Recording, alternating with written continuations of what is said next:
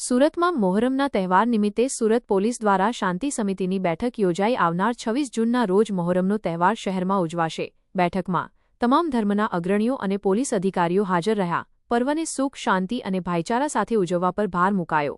તમામ પક્ષો વચ્ચે પરસ્પર સંકલન અને સહયોગ અંગે થઈ ચર્ચા। સ્થાનિક આગેવાનોએ પોલીસ તંત્રને પૂરતો સહકાર આપવાની આપી ખાતરી। તહેવારોની શાંતિપૂર્ણ ઉજવણી માટે પોલીસ કમિશનર અને ઉચ્ચ પોલીસ અધિકારીઓની ઉપસ્થિતિ વચ્ચે બેઠક યોજાઈ। SX24 ન્યૂઝ ગુજરાતી સાથે જય બગિયા, સુરત।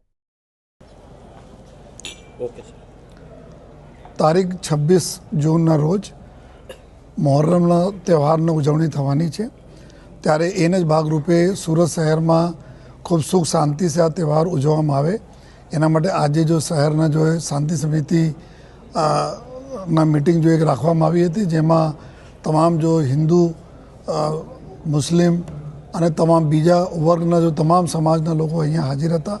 અમારા તમામ અધિકારીઓ હાજર રહીને એકબીજા સાથે સારા કોઓર્ડિનેટ કરીને જોઈએ કોઈ તકલીફ નહીં પડે અને ખૂબ સૌહાર્દપૂર્ણ વાતાવરણમાં આ તહેવાર પૂર્ણ થાય જોઈએ એની સમગ્ર જો ચર્ચાઓ કરવામાં આવી જોઈએ।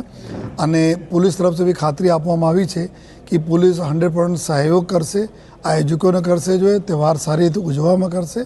અને આયોજકો તરફથી, આગેવાનો તરફથી બી ખૂબ આપણને ખાતરી મળી છે કે કોઈ પણ કચાશ આ લોકો બી નહીં રાખશે પોલીસને મદદ કરવામાં, જેથી કે આપણા શહેરમાં જો સુરત શહેર સૌથી ઝડપથી વિકસતું શહેર છે એના મુખ્ય કારણ છે કે અહીંયાના ખૂબ સરસ કાયદાની વ્યવસ્થા તો આ જાળવવામાં પબ્લિક અને પોલીસ બંને મળીને જો આ કામ કરી રહી છે, કરશે પણ જોઈએ, જેથી આપણે સુરત શહેરમાં આવનાર 3-4 મહિનાઓમાં જો ઘણા બધા જો તહેવારો આવે છે ખૂબ સારી રીતે શાંતિપૂર્ણ રીતે પૂર્ણ થાય છે।